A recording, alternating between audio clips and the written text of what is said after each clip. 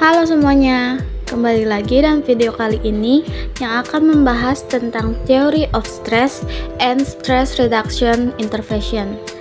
Nah, video kali ini tentang psikologi bencana yang akan dibawakan oleh kelompok 4 yang terdiri dari anggota kelompok Kevin Prasetya Jamimanu, Karen Ananda Victoria Leo, Luciansen Celidion Daniel Haan, dan Magdalena Aceh da Silva. Pertama, di sini stres adalah respon adaptif yang dialami individu ketika menghadapi tekanan atau tuntutan yang dianggap melebihi kemampuan mereka untuk mengatasinya. Kondisi ini dapat berdampak pada kesehatan fisik, mental, dan sosial. Pemahaman tentang teori stres dan pengembangan intervensi untuk menguranginya sangatlah penting dalam mendukung individu menjalani kehidupan yang sehat dan produktif. Nah, selanjutnya masuk ke teori stres. Teori stres ini ada yang pertama, General Adaptation Syndrome. Teori ini dikembangkan oleh Hans Self. Teori ini menjelaskan bahwa respon tubuh terhadap stres terdiri atas 3 tahap utama, yaitu yang pertama ada alarm stage, di mana tubuh merespon stresor dengan reaksi fight or fight. Yang kedua ada resistance stage, di mana tubuh merespon dan beradaptasi namun merasakan kelelahan juga.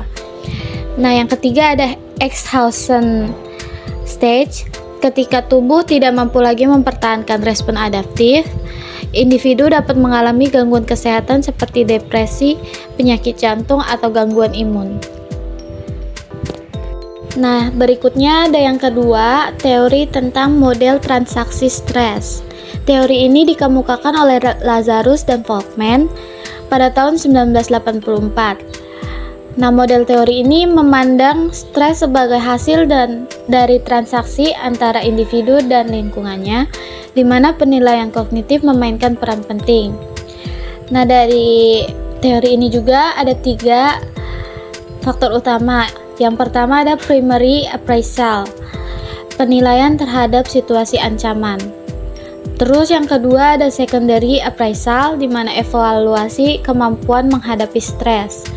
Dan yang ketiga itu ada coping, yang merupakan strategi untuk mengelola stres yang dibagi menjadi 2, ada problem focus coping dan emotion focus coping.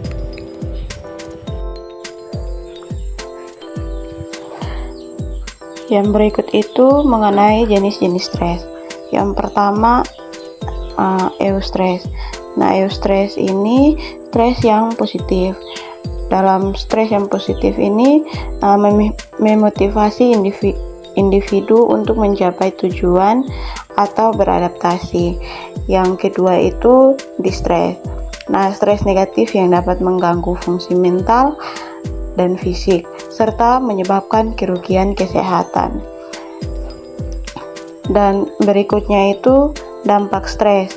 Nah, di sini dampak stres itu dibagi menjadi 3, yaitu yang pertama dampak fisiologis, dampak psikologis, dan dampak sosial.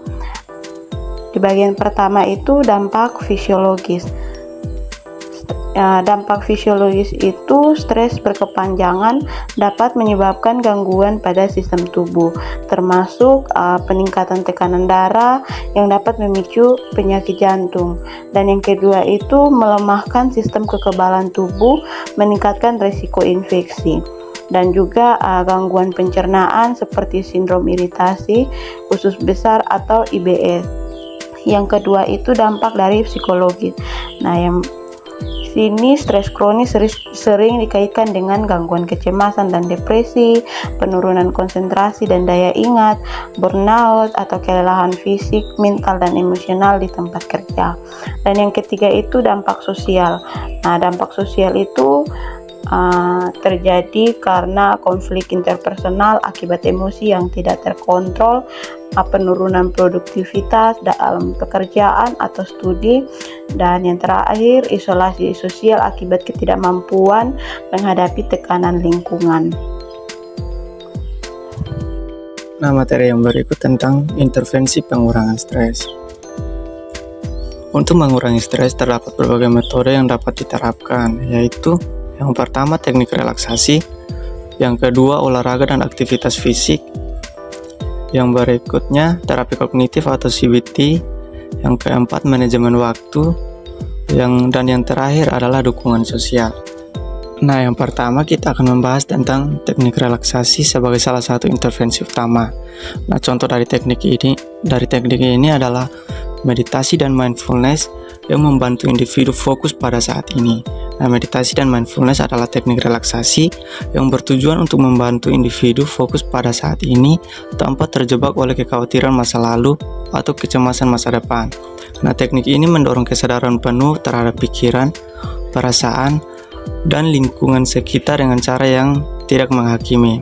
Selain itu, ada pun pernapasan dalam yang juga efektif untuk mengatasi respon tubuh terhadap stres.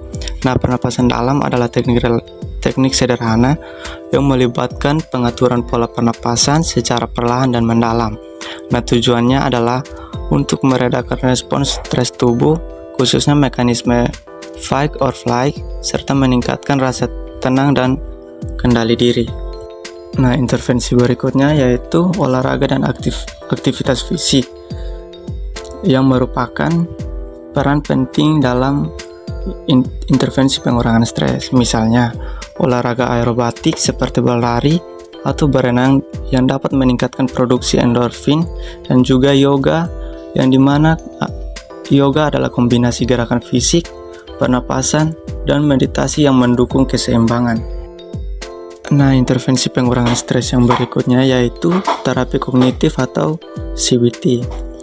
Nah, terapi kognitif ini membantu individu mengenali pola pikir yang tidak sehat dan menggantinya dengan pola pikir yang lebih positif.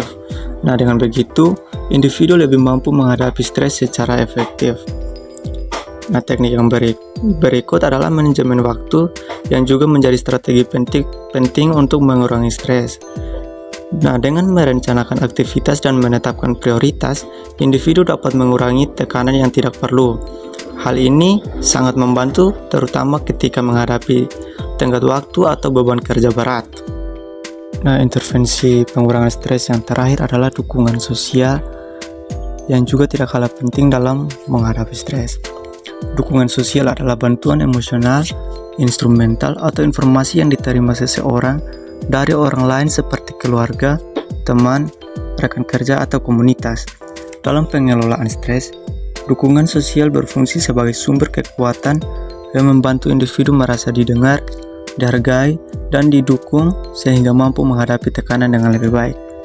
Sehingga, dukungan sosial merupakan salah satu intervensi penting dalam mengelola stres baik secara emosional maupun praktis. Sudah banyak penelitian yang menunjukkan bahwa individu dengan jaringan sosial yang kuat cenderung lebih mampu mengatasi stres. Oke, jadi cukup sekian video pembelajaran kali ini. Kurang dan lebihnya minta maaf. Semoga dapat bermanfaat bagi kita semua. Thank you.